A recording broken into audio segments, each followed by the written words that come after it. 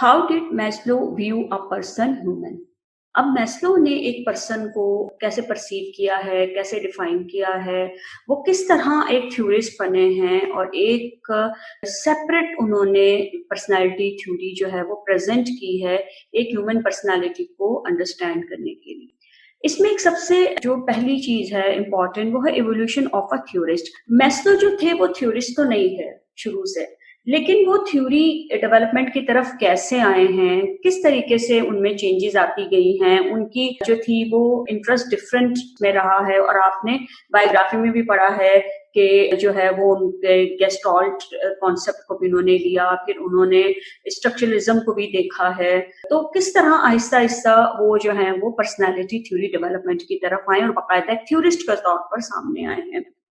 Maslow's love for music and his attraction to free-thinking politicians and academicians rested uneasily with his initial devotion to the study of neurologically programmed behavior in animals. अब शुरू में जो इनकी devotion थी ये ज्यादातर वो देखते थे, तो वो जो एनिमल्स पे स्टडी होती थी, साइंटिफिक स्टडी होती थी, और उसमें न्यूरोबायोलॉजी जो थी वो इन्वॉल्व थी और न्यूरोलॉजिकल जो सिस्टम था उसकी बात होती थी।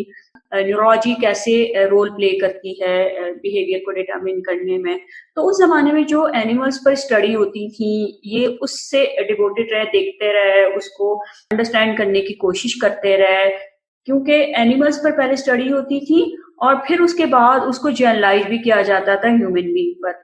तो ये सारा प्रोसेस जो था मैस्लो ने उसको देखा हुआ है और इन्होंने बड़े उसको केयरफुली जो है वो ऑब्जर्व किया हुआ है। इस वजह से इनका जो बाकी जो इंटरेस्ट थे, इनकी जो एक पॉलिटिशियन जो इनके अंदर एक थी थिंकिंग थी, वो मतलब वो नहीं थी कि पॉलिटिकल बेस्ड नहीं थी, कि मतलब उससे मतलब उनकी जो सोच थी वो बड़ी मुख्तलिफ थी।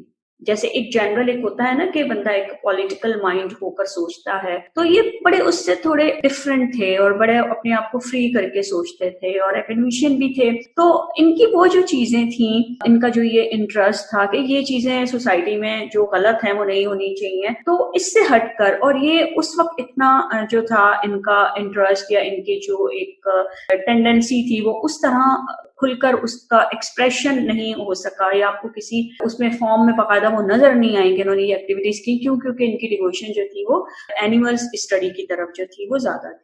Although he helped to establish interest in primate dominance hierarchies, Maslow eventually abandoned the study of mechanistic animal behaviour. अब यहाँ पर भी एनिमल्स पे स्टडी होती थी और उसमें डोमिनेंस को भी स्टडी किया गया और बाकायदा उसकी हायरार्की को देखा गया। लेकिन मैस्लो जो थे आखिर में आके उन्होंने इस एनिमल स्टडी को जो है वो इससे हट गए, मतलब इसको वो नहीं किया, कंटिन्यू नहीं किया, क्योंकि ये बड़ा इनको एक मैकेनिस्टिक वर्क लगा और इनको ये भी था कि आप एनिमल्स को स्टडी करते हैं और फिर आप उन चीजों को लेकर इंसानों पे जनरलाइज करते हैं, तो एक जो ह्यूमन बीइंग है उसको आप किस तरीके से सेपरेट लेंगे और आप इस तरह जो साइंटिफिक स्टडीज करते हैं उनको फिर आप जनरलाइज करते हैं सब पे, तो आप इसको कैसे वो कर सकते हैं। तो एक इंसान जो है वो तो अपनी जगह एक मुकम्मल इंसान है, तो उसको तो अंडरस्टैंड करने के, उसकी पर्सनालिटी को अंडरस्टैंड करने के तरीके जो है वो मुख्तलिफ होने चाहिए। तो ये फिर इससे भी इनका जो था, इनको ये चीजें ग्रास्प नहीं हो रही थी, तो इन्होंने यहाँ से भी इसको करके शिफ्ट किया दूसरी concepts की तरफ। Maslow was ready to take anything. Much to his joy, famed learning psychologist Edward L. Thorndike became in his work. फिर मैस्लो जो थे वो इस तरह के थे कि वो कोई भी चीज को पढ़ने को, समझने को तैयार होते थे। इनके अंदर एक चीज है, हमने इनकी बायोग्राफी में पढ़ा है ना कि एक एकेडमिक जो वैगाबॉन्ड की सूरत में ये सामने आए हैं और फिर ये जो थे वो कॉलेज में भी ये जैसे बड़े मतलब सफर, जो एक बंदा होता है ना कि उसका सफर जिंदगी ही उसका पढ़ने में और समझने में गुजरता है, इस तरह ये रहे हैं अपनी लाइफ में। तो ये तो चीजों को बहुत लेते थे, समझते थे, सीखने के लिए तैयार रहते थे, अंडरस्टैंड करना चाहते थे, कॉन्सेप्ट्स को पढ़ते थे। तो इनके उसमें एडवर्ड जो थॉर्नडाइक हैं, जो लर्निंग साइकोलॉजिस्ट हैं, वो भी इनके काम में जो थे वो शामिल थे। उनके भी चीजों को इन्होंने जो है वो समझा है और मजे से अंडरस्टैंड किया है और पढ़ा है। Maslow could return to New York City, continue his research and make a living while doing so. फिर ये हुआ कि ये न्यूयॉर्क सिटी वापस आ गए जहाँ ये पैदा हुए थे और फिर उसी शहर में आकर आबाद हुए, लेकिन इन्होंने अपनी रिसर्चेस जो थी वो जो है करना चाहते थे उसको कंटिन्यू किया, वहाँ रहते रहे हैं, लेकिन रिसर्च वर्क जो था इन्होंने उसको डिसकंटिन्यू नहीं किया। Even as he was immersed in his animal studies at Wisconsin, Maslow had become interested in the Freud-Adler quarrel. अब उस वक्त भी जब ये विस्कॉन्सन में एनिमल स्टडीज में थे और उसको देख रहे थे, स्टडी कर रहे थे, उसमें इनका बहुत इंटरेस्ट था और वो बड़े डिवोट थे उस एनिमल स्टडीज के साथ। अब वो साइंटिफिक मेथड सारे ये समझते थे, उसे करते थे। तो उस जमाने में भी इनको जो था वो फ्रॉइड और एडलर के दरमियान जो एक झगड़ा चल रहा था, ये झगड़ा वो झगड़ा नहीं है जो आम लोगों के दरमियान होता है, ये झगड़ा होता है बड़ा एक प्रोफेशनल लेवल पर। प्रोफेशनल लेवल में भी ये झगड़ा लड़ाई की फॉर्म में आप इसको ना लीजिएगा, आप इसको अंडरस्टैंड करें कि जैसे आपके आर्गुमेंट्स होते हैं ना, आपने एक स्टेटमेंट दी है और दूसरा आपकी स्टेटमेंट से डिसएग्री कर रहा है कि नहीं ये साइंटिफिक स्टेटमेंट जो है ये नहीं होती, आप इसको अप्लाई नहीं कर सकते ह्यूमन बीइंग पर या हर इंसान पर अप्लाई नहीं कर सकते, तो इनकी बड़ी एक इंटेलेक्चुअल डिबेट होती है। तो यहाँ पे जो क्वायरल है वो इंटेलेक्चुअल डिबेट की बात हो रही है कि एक पर्सन अपने कॉन्सेप्ट दे रहा है एक पर्सन से रिलेटेड के, एक थ्योरिस्ट है वो ये कह रहे हैं इंसानों के हवाले से कि इंसानों का रवैया इस तरह सामने आता है, उनके इमोशंस ऐसे डेवलप होते हैं, उनकी फीलिंग्स इस तरह डेवलप होती हैं, और जो दूसरे थ्योरिस्ट हैं वो डिफरेंट एंगल से प्रेजेंट कर रहे हैं, वो कह रहे हैं कि नहीं ये स्टेटमेंट आपकी मैं से एग्री नहीं करता और ये स्टेटमेंट सूट नहीं करती क्योंकि ये जो आपका पॉइंट ऑफ व्यू है ये हर एक पर एप्लीकेबल नहीं होता। तो ये जो सारा जो झगड़ा होता है क्वायरल है ये बड़ा एक इंटेलेक्चुअल लेवल का होता है और ये आर्गुमेंट्स के जरिए होता है और ये स्टेटमेंट्स देने में होता है, ये बड़े पढ़े लिखे लोगों के अंदाज में होता है, ये आम लड़ाई नहीं है। तो उस वक्त जो फ्रॉइड और एडलर के दरमियान जो ये था एक थ्योरी से रिलेटेड, जो थ्योरेटिकल कॉन्सेप्ट्स थे उनसे रिलेटेड जो एक झगड़ा था, ये इसमें भी बड़े इंटरेस्टेड थे कि आखिर ये है क्या, क्यों हो इनके दरमियान। Now he found himself in the middle of the most exciting place as the most fascinating time during early history of personality psychology. अब ये जो जमाना था ये पर्सनालिटी साइकोलॉजी का जमाना था, यानी डिफरेंट थ्योरीज जो थी वो सामने आ रही थी पर्सनालिटी के हवाले से, एडलर की भी, फ्रॉइड की भी, यूंग की भी और कैरल हॉर्नाई की भी, ये सारी थ्योरीज आती चली जा रही थी जो एक ह्यूमन बीइंग को डिफाइन करती हैं, उसकी पर्सनालिटी को डिस्क्राइब करती हैं। तो ये बड़ा एक जबरदस्त टाइम था, थ्योरीज के डेवलपमेंट होती जा रही हैं साथ साथ, और उस एक्साइटिंग प्लेस में, उस एक्साइटिंग फैसिनेटिंग टाइम में भी जो थे मैस्लो खुद को उनके दरमियान पाते हैं, समझते हैं कि वो उनके दरमियान थे जब ये पर्सनालिटी साइकोलॉजी जो थी ये डेवलप हो रही थी। इसकी हिस्ट्री में जो है एक इम्पॉर्टेंट प्लेस है। Adler was singled out by Maslow as having special impact on him. अब ये जितनी थ्योरीज आती जा रही थी बकौल मैस्लो के कि जो एडलर के कॉन्सेप्ट थे उसने बहुत ज्यादा जो है उन पर उनका इम्पैक्ट बहुत ज्यादा रहा है मैस्लो पर। ऐसा नहीं है कि उन्होंने दूसरे थ्योरिस्ट को इग्नोर किया टोटली, नहीं, ऐसी बात नहीं है। इन्होंने बाकी थ्योरीज को भी देखा, उनके भी कॉन्सेप्ट्स को एप्रिशिएट किया, कुछ से डिसएग्री भी इन्होंने किया, लेकिन उन थ्योरिस्ट जो जितने भी थे उनमें से एडलर को ये समझते हैं कि उसके एडलर के कुछ कॉन्सेप्ट ऐसे थे कि जो जिनका बहुत ज्यादा असर इनके ऊपर हुआ है, स्पेशल इनके ऊपर हुआ है, और इन्होंने उसको एक्सेप्ट भी किया है और उसको जो है वो उसके हवाले से इन्होंने बड़े अच्छे, मतलब इनके अपने व्यूज स्टेटमेंट बहुत पॉजिटिव है। Adler's notion of social interest, law of movement, directed free choice, striving for superiority, and the prehumanistic idea, creative power of the individual influenced Maslow heavily. अब यहाँ पर एडलर के जो कॉन्सेप्ट्स थे, social interest का concept था, हमने जब एडलर की थ्योरी पढ़ी थी तो वहां पर ये सोशल इंटरेस्ट का भी कॉन्सेप्ट डिटेल में पढ़ा था। और इसके अलावा जो लॉ ऑफ मूवमेंट में होता है कि फ्री चॉइसेस करते हैं और आप किस तरह मूव करते हैं, और पर्सन जो है वो किस तरह सुपीरियरिटी की तरफ जाता है। जैसे एक पर्सन में अगर इंफीरियरिटी फीलिंग्स है, इंफीरियरिटी कॉम्प्लेक्स डेवलप हुआ है, तो वो उससे कैसे बाहर निकलेगा और किस तरह वो बेहतरी की तरफ जाएगा। क्योंकि एडलर का ये भी एक बड़ा अच्छा कॉन्सेप्ट है कि इंसान जो है उसके अंदर मौजूद होती है, अगर वो कोशिश करे तो अपने माइनस को पॉजिटिव में कन्वर्ट कर सकता है, अपनी वीकनेसेस को स्ट्रेंथ में कन्वर्ट कर सकता है और वक्त के साथ अपनी वीकनेसेस को ओवरकम कर सकता है, अपने उन कॉम्प्लेक्सेस को भी जो है वो कम कर सकता है, उन फीलिंग्स को ओवरकम कर सकता है। तो उसकी वो स्ट्राइव करता है ना, वो जो स्ट्रगल करता है आगे बढ़ने की, और इसी तरह इंसान के अंदर क्रिएटिव पावर होती है। कि उसके अंदर एबिलिटी मौजूद है, उसके अंदर में क्रिएटिविटी पावर होती है, और बात है कि उसने अब तक खुद को आइडेंटिफाई नहीं किया, एक्सप्लोर नहीं किया, अपने साथ को डिस्कवर नहीं किया। लेकिन ये क्वालिटीज एक पर्सन के अंदर होती हैं जिनको यूटिलाइज करते हुए पर्सन जो है एक बेहतरी की तरफ जाता है, ग्रुप की तरफ जाता है। तो ये जो कॉन्सेप्ट थे इन मैस्लो पर इसका बहुत ज्यादा असर हुआ था जो था, और उन्होंने इसको बहुत अप्रिशिएट किया था इन कॉन्सेप्ट। इस तरह जो थे वो आहिस्ता आहिस्ता मैस्लो जो थे थ्योरी जो थे वो उनकी थ्योरिस्ट बनते चले गए, और डिफरेंट स्टेजेस से गुजरने के बाद एक वक्त ऐसा आया कि उन्होंने बाकायदा अपनी थ्योरी दी और ह्यूमन बीइंग को अपने पॉइंट ऑफ व्यू से डिफाइन किया।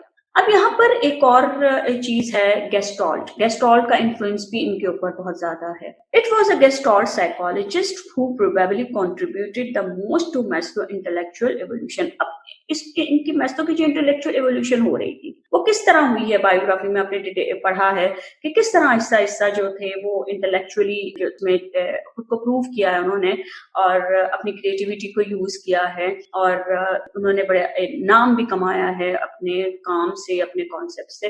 तो उसमें गेस्टॉल्ट साइकोलॉजिस्ट जो थे उनका बहुत ज्यादा रोल रहा है कि उनकी जो एक एवोल्यूशन हुई है और एक थ्योरिस्ट के तौर पर सामने आए हैं। तो गेस्टॉल्ट इन्फ्लुएंस की एक जो है बहुत इंपॉर्टेंस नजर आती है। Gestalt theory was largely composed of law of organization that explain how parts are formed into whole। अब Gestalt का तो मेन जो है इसका कॉन्सेप्ट ही यही, इसकी मेन assumption ही यही है कि लॉ ऑफ ऑर्गेनाइजेशन की ह्यूमन बीइंग जो है ना वो एक इंसान है, तो आप उसको डिफरेंट पार्ट्स में नहीं देख सकते, डिफरेंट उसके सेगमेंट्स में नहीं देख सकते हैं। ठीक है उसके डिफरेंट पार्ट्स हैं, डिफरेंट सेगमेंट्स हैं, लेकिन वो मिलकर एक इंसान बनाते हैं, एक मुकम्मल इंसान बनाते हैं। तो पर्सन को एज ए होल देखें आप कि वो मुकम्मल आपके सामने एक इंसान है, तो तब आपको एक इंसान की समझ में आएगी। The idea of wholeness and of parts that are inextricably tied to the whole became fundamental to Maslow thinking। अब यही जो इनका wholeness का आइडिया था कि जो पार्ट्स हैं वो एक दूसरे के साथ इस तरह यूनाइटेड है, सेपरेट नहीं है, यूनाइटेड है, और वो एक पर्सन को एक कंप्लीट इंसान बनाते हैं, एक होल जो ह्यूमन बीइंग आपके सामने मौजूद है। तो यही आइडिया जो था होलनेस का, इसने मैस्लो की थिंकिंग को डेवलप करने में एक फंडामेंटल रोल जो है वो प्ले किया है। और जब मैस्लो ने अपनी थ्योरी दी तो उसने भी इन चीजों का ख्याल रखा है कि आप इंसान को किस तरीके से अंडरस्टैंड कर सकते हैं और कंप्लीटली आप उसको कैसे लेंगे और किस तरह उसकी नीड्स को अंडरस्टैंड करेंगे, उसकी मोटिवेशन को अंडरस्टैंड कर सकते हैं और उसकी ग्रोथ को आप जो है वो अंडरस्टैंड कर सकते हैं। In Maslow words, our first proposition states that the individual is an integrated organized whole। अब मैस्लो खुद भी यही कहते हैं कि पहला हमारा जो प्लान या सजेशन या जो भी है वो ये कहती है कि इंडिविजुअल जो है वो इंटीग्रेटेड ऑर्गेनाइज्ड होल है। ये डिफरेंट चीजें इंटीग्रेट की हुई हैं, उसकी फीलिंग्स हैं, उसकी इमोशंस हैं, उसकी फिजिकल जो पार्ट्स हैं, उसकी साइकोलॉजिकल जो चीजें हैं, ये सारी चीजें एक दूसरे के साथ इंटीग्रेट की हुई होती हैं। उसके एनवायरनमेंट या उसकी जो सोशल नीड्स है वो सारी इंटीग्रेट होती हैं एक दूसरे के साथ और बड़े ऑर्गेनाइज्ड फॉर्म में आपके सामने होती हैं। तो इंडिविजुअल को आप इस तरह बिखरा हुआ नहीं देख सकते। इंडिविजुअल एक पर्सन जो है बड़ा ऑर्गेनाइज्ड होता है, उसमें सारी चीजें उसकी शख्सियत के सारे हिस्से इंटीग्रेटेड होते हैं, ऑर्गेनाइज्ड होते हैं और आपके सामने एक इंसान के तौर पर आता है। तो आप उसको सेपरेट करके नहीं देख सकते अगर आपने एक पर्सन को अच्छी तरह अंडरस्टैंड करना है। To Maslow, because the stomach cannot be fully understood apart from the living body into which it is integrated। अब यहाँ पर इन्होंने एग्जाम्पल दी है स्टमक की कि अगर आप स्टमक को अंडरस्टैंड करना चाहते हैं तो आप देखिए कि आप उसकी जो बॉडी है उसके साथ आप उसे अटैच कर रहे हैं और वो जो है वो उसमें उसकी समझ लें कि उस पर्सन के बॉडी में इंटीग्रेटेड पार्ट है उसका। आप इसको अलग नहीं कर सकते उससे कि आप सिर्फ स्टमक की बात करते हैं। तो स्टमक को एक सेपरेट उसके तौर पे तो नहीं ले सकते। जब आप उसको अंडरस्टैंड करेंगे कि स्टमक है क्या, उसकी नीड क्या है, तो आपको उस पूरे इंसान के साथ उसको इंटीग्रेट करके देखना होगा, एसोसिएट करके देखना होगा। अगर आप उसको उससे अलग करेंगे, तोड़ेंगे, तो फिर आपको कैसे समझ में आएगा। It is not the stomach that is hungry, it is the individual। यानी देखिए ना, अब स्टमक हम कहते हैं वो मेरा मैदा जो है वो पूरा खाली है, तो बेसिकली वो मैदा का जो मैदा है, स्टमक है, वो नहीं होता खाली। बेसिकली इंसान अंदर से खाली महसूस कर रहा है। मतलब भूख मेरे को नहीं लगती, भूख इंसान को लगती है अकॉर्डिंग टू मैस्लो। कि आप अगर कहें कि जी मैदे का मसला है, तो बेसिकली मैदे का मसला नहीं होता, वो मैदे का मसला इंसान का ही मसला होता है। तो भूख लगती है इंसान को लगती है, प्यास लगती है इंसान को लगती है। अगर बहुत से लोग कहते हैं कि मेरी आँखों में बहुत नींद है, तो बेसिकली नींद को आप सिर्फ़ आँखों के साथ एसोसिएट नहीं कर सकते, वो आपकी पूरी बॉडी की नीड है। वो आपकी जो है वो एक नफ्सियाती नीड भी आपकी है कि आप सोते हैं तो आप रिलैक्स महसूस करते हैं, अगर आप नहीं सोएँगे तो आप कॉन्संट्रेट नहीं कर पाते हैं, आप रिलैक्स नहीं हो सकते, आपके अंदर एक बेचैनी-सी रहती है।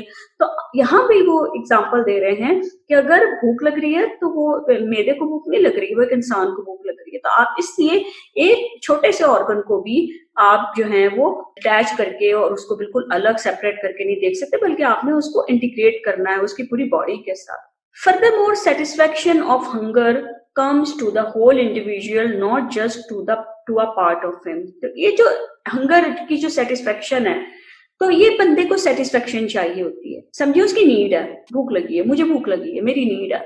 अब मैं खाऊंगी, मेरी वो नीड सेटिस्फाई हो जाएगी, सेटिस्फेक्शन हो गई। तो वो सेटिस्फेक्शन मेरे मैदे को नहीं हो रही है, सेटिस्फेक्शन मुझे हो रही है। वो मेरे पूरी बॉडी के लिए वो सेटिस्फेक्शन जरूरी है, यानी साइकोलॉजिकली भी मुझे उसकी नीड है।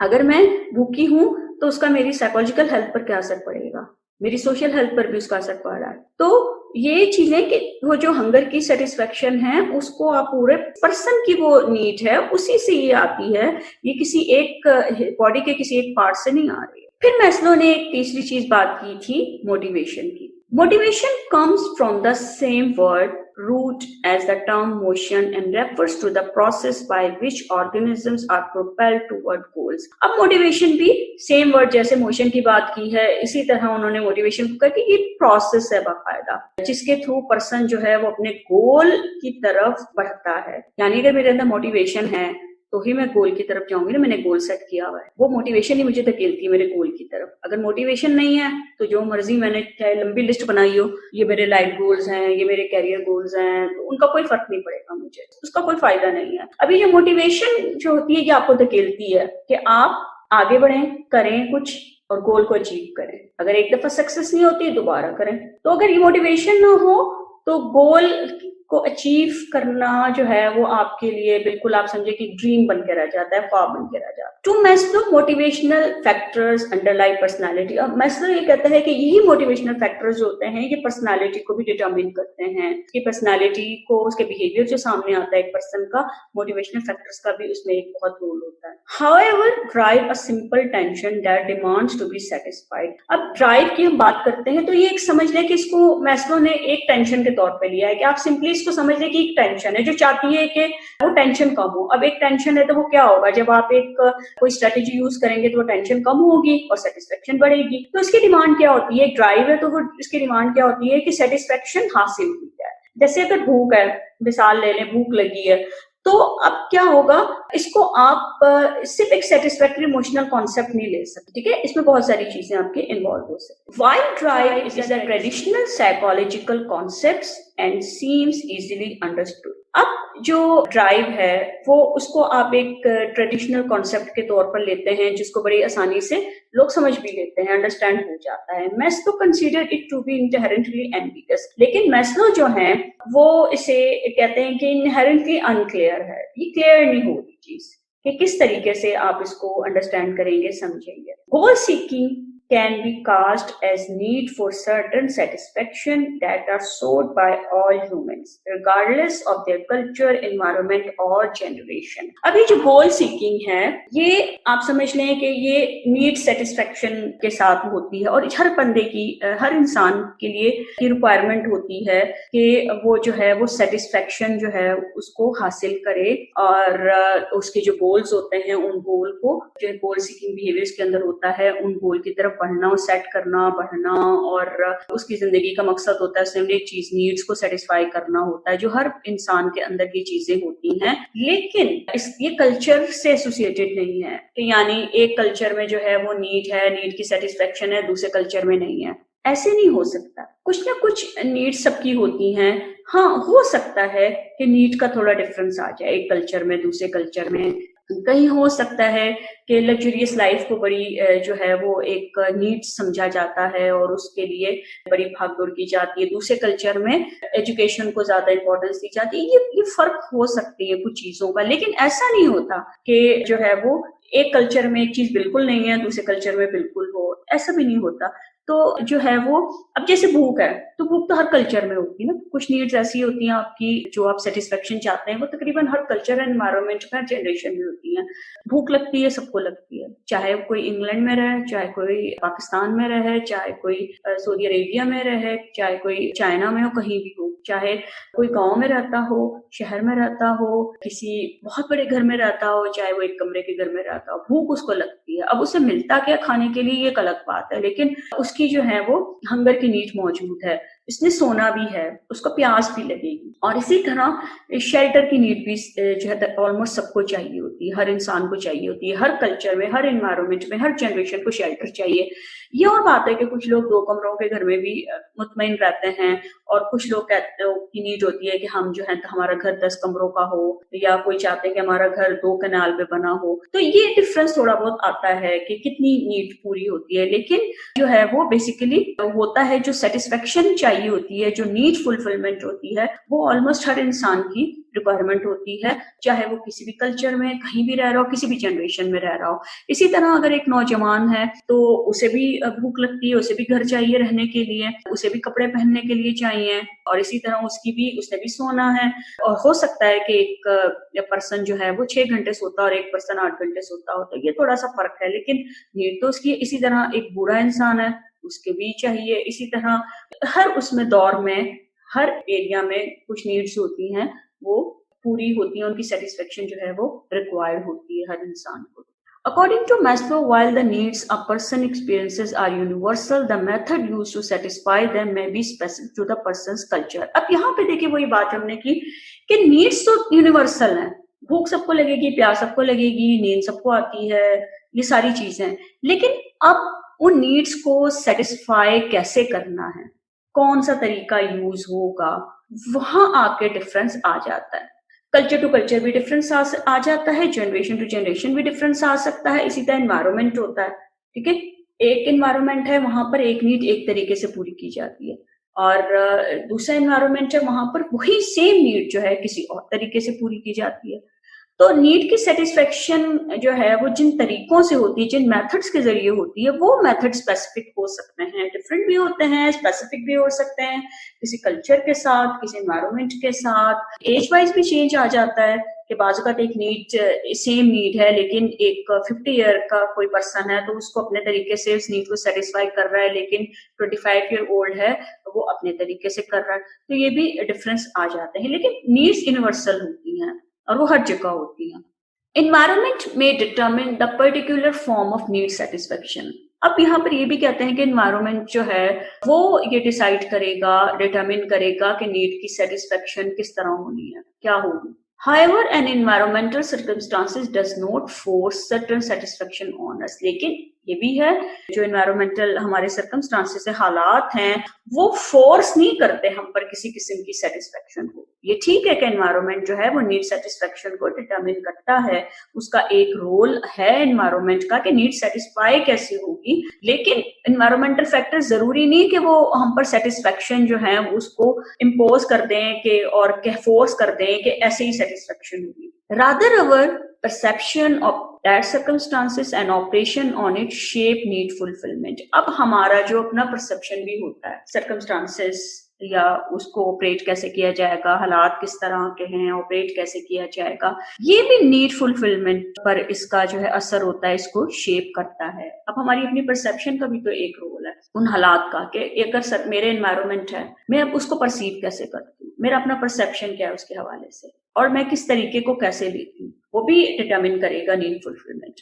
सपोज मुझे पैसों की जरूरत है, नीड है मेरी, तो पैसों की जरूरत तो हर बंदे को होती है, दुनिया में हर जगह यही है। आप किसी भी कंट्री में चले, पूरी दुनिया में अगर कोई गांव में रह रहा है, कहीं भी रह रहा है, उसको पैसों की नीड होगी। अब ये एक यूनिवर्सल नीड है। अब सेटिस्फेक्शन क्या है, मेरे अपने माहौल के मुताबिक होगी, लेकिन मैं अब अपने हालात को कैसे लेती हूँ और मैं उस पैसे की नीड को फुलफिल करने के लिए, मतलब मैं उसको कैसे लेती हूँ, कौन सा तरीका सही है, उसको मैंने कैसे ऑपरेट करना है, कैसे मैंने नीड को सेटिस्फाई करना है, मैं उसको परसीव कैसे करती हूँ। अगर तो मैं उसको पॉजिटिव करती हूँ तो मैं उसको कर लूंगी, फुलफिलमेंट के लिए यूज कर लूंगी, और अगर नहीं होगा तो उस तरीके को अडॉप्ट नहीं करूंगी। तो इसका मतलब है कि ये परसेप्शन भी होती है हमारी कि हम एनवायरनमेंट को लेते कैसे हैं, हालात को लेते कैसे हैं, ऑपरेट कैसे करते हैं, जो हमारी नीड को फुलफिल करने में help. A motivation can not be considered in isolation from other motivation. अब एक जो मोटिवेशन है उसको आप दूसरी मोटिवेशन से अलग नहीं कर सकते, अलग करके नहीं कर सकते। मतलब आपने एक मोटिवेशन फैक्टर है या मोटिवेशन है नीड इसकी, उसको आप आइसोलेट नहीं कर सकते दूसरी मोटिवेशन के साथ। The satisfaction of a given need may depend on the prior, simultaneous और subsequent satisfaction of other need। अब यहाँ पे क्या होता है कि जैसे एक नीड है आपकी सेटिस्फाई होनी है, वो डिपेंड किस पे करेगी, उससे पहले आपकी किस तरह नीड जो है वो एक वक्त में और किस तरह वो सेटिस्फाई होती रही है। यानी मुझे अभी कुछ चाहिए तो मेरी वो नीड की सेटिस्फेक्शन जो होगी इस पर उसमें उसका बड़ा रोल होगा जो इससे पहले मेरी नीड सेटिस्फाई होती रही है। कि मोटिवेशन जिस तरह दूसरी मोटिवेशन के साथ कनेक्टेड है, इसी तरह एक नीड दूसरी नीड के साथ कनेक्टेड है। अब अगर सपोज कि इस वक्त मुझे एक चीज चाहिए और जो है, लेकिन माजी में मेरी दूसरी नीड कैसे फुलफिल होती रही हैं, प्रॉपर तरीके से फुलफिल हुई है कि नहीं, तो फिर मेरी जो बाद वाली नीड आएगी ना, अब मुझे जो चाहिए, अगर आज से 10 साल पहले मेरी एक नीड फुलफिल हुई हुई है, जिस तरीके से वो फुलफिल हुई है, सेटिस्फाई हुई है और ठीक है मैं उससे मुतमईन हूँ, वो भी एक रास्ता बनाएगी कि मैं अब अपनी नीड को कैसे सेटिस्फाई करती हूँ, करूंगी, कितनी मोटिवेटेड हूँ उसको करने में कि नहीं हूँ, सही तरीके से करने की कोशिश करूंगी कि नहीं करूंगी, डिपेंड करेगा इससे पहले क्या हुआ है। We can hardly be creative if our stomach have been empty for days। अब यहाँ पे देखिए एक और चीज भी है कि जो हमने पीछे पढ़ा कि आपकी जो पहले नीड्स हैं वो उनके ऊपर भी बेस करता है आपका। अब हम आगे जब नीड्स पढ़ेंगे ना तो वहां पर आपको चीजें और ज्यादा क्लियर होंगी कि अब यहाँ पर आप थोड़ा बस एक इस चीज को समझ लें कि मैस्लो ये भी कहते हैं कि अगर आपकी फिजियोलॉजिकल नीड्स पूरी नहीं होती तो आपकी स्टीम नीड और आगे जो नीड्स आ रही हैं, यहाँ तक कि आपकी सेल्फ एक्चुअलाइजेशन की तरफ भी आप जाते हैं, तो वो नीड्स का जो रास्ता है मतलब वो डिस्टर्ब होता है, वो इतनी आसानी से वो नीड्स फुलफिल नहीं होती, अगर होती भी है तो वहां पर प्रॉब्लम्स होते हैं। अब यहाँ पे ये कहते हैं कि हम क्रिएटिव नहीं हो सकते जब तक हमारा मैदा खाली है। ये मैस्लो की थ्योरी कहती है कि अगर आपके पेट में कुछ नहीं है तो आप कैसे काम करेंगे। आप इसको समझ लेंगे, एक अक्सर जुमला जो है बोला जाता है कि भूखे को तो चांद भी रोटी नजर आता है। वो क्यों नजर आता है? क्योंकि वो भूखा है, उसको चांद गोल रोटी की शक्ल में नजर आ रहा है, उसको रोटी चाहिए, उसको चांद से क्या लेना। चांद की खूबसूरती को तो वो तब इंजॉय करेगा कि जब उसके पेट में कुछ होगा। तो अगर उसके पेट में कुछ नहीं है, खाली है, वो भूख से बिलक रहा है, तो उसको चांद, सूरज, सितारे, उसको जो मर्जी, अगर आप उसके सामने खूबसूरत कपड़े भी लाके रख देंगे तो भी उसको वो खूबसूरत ड्रेस भी जो है वो उसको नहीं करेगा, अट्रैक्ट करेगा। उसको अगर खूबसूरत घर में भी आप लेकर चले जाएं, उसको एक बहुत आप लैंड क्रूजर में भी उसको बिठा दें तो भी उसको पर्सन को सेटिस्फेक्शन नहीं होगी क्योंकि वो भूखा है। तो जब तक वो भूखा है तब तक वो अपने इर्द गिर्द एनवायरमेंट में वो चीजों को नहीं देखता, ना उसकी ब्यूटी को एंजॉय कर सकता है, ना वो कोई क्रिएटिव हो सकता है, ना ही वो किसी चीज पर कॉन्सेंट्रेट कर पाएगा। तो यहाँ उनका कहने का मतलब ये है कि अगर हमारा पेट भरा हुआ है, अब यहाँ पेट भरे होने से मुराद ये नहीं कि आपने बहुत खा लिया, यहाँ से मतलब ये है कि जितनी आपको नीड है, आपकी भूख है और आपने उस भूख को मिटाना है, तो जितनी जरूरी चीज है उतनी तो आपके पास हो। यहाँ पर ये भी नहीं है कि आपको बहुत मजे मजे के खाने मिल रहे हैं तो ही बात है। तो बाजुकात ये होता है कि कुछ लोग सादा खाने पे भी खुश रहते हैं, ये भी डिपेंड करता है। जो हमने परसेप्शन की भी बात की ना, आप चीजों को लेते कैसे। तो बात यह है कि आपकी जो भूख है वो कम होनी चाहिए और आपका पेट इतना भरा हुआ हो कि आप कुछ कर सकें। तो अगर एक पर्सन जो है वो एक दिन चले वो भूख बर्दाश्त कर लेगा, घंटों की कर लेगा, लेकिन अगर वो बेचारा भूखा, उसको प्रॉपर खाने को नहीं मिल रहा, वो काम कैसे करेगा? तो क्रिएटिव भी नहीं हो सकता और ना ही वो कॉन्सेंट्रेट कर पाएगा, ना ही वो अपने एनवायरमेंट में खूबसूरती को एंजॉय कर सकता है। Motivations related to other motivation is a multi-dimensional matrix of almost infinite complexity। अब ये मोटिवेशन जो है वो दूसरी मोटिवेशन से रिलेटेड है और ये बड़ा मल्टी डायमेंशनल मैट्रिक्स है और इसमें भी जो है वो आप समझे कि लामहदूद इसमें जो है एक डिफिकल्टी मौजूद, उसको एक बहुत इस पे अंडरस्टैंड करना होता है, डेप्थ में अंडरस्टैंड करना पड़ता है कि किस तरीके से हमारी जो मोटिवेशन होती है दूसरी मोटिवेशन के साथ अटैच है, किस तरह हमारी जो नीड है वो प्रायर जो नीड सेटिस्फेक्शन है उस पर डिपेंड करती है। कि अगर मुझे ये कहा जाए कि अब आपने जो है ये इस काम को करना है तो मैं इस काम को तब करूंगी जब मेरी फिजियोलॉजिकल नीड पूरी हुई होगी। इसी तरह आप देखेंगे अगर मैं सोई नहीं हूँ, मेरी नींद पूरी नहीं हुई है, तो मेरा काम जो है वो डिस्टर्ब होगा, मेरी डेली फंक्शनिंग डिस्टर्ब होगी। तो यही चीजें होती हैं कि आपकी नीड्स, प्रायर नीड्स, फिर इसी तरह आपकी मोटिवेशन दूसरी मोटिवेशन से अटैच होती हैं। तो ये बड़ी एक डिफिकल्ट एक आपके सामने एक चीज आती है जिसको बहुत डेप्थ में अंडरस्टैंड करना पड़ता है एक इंसान को समझने के लिए।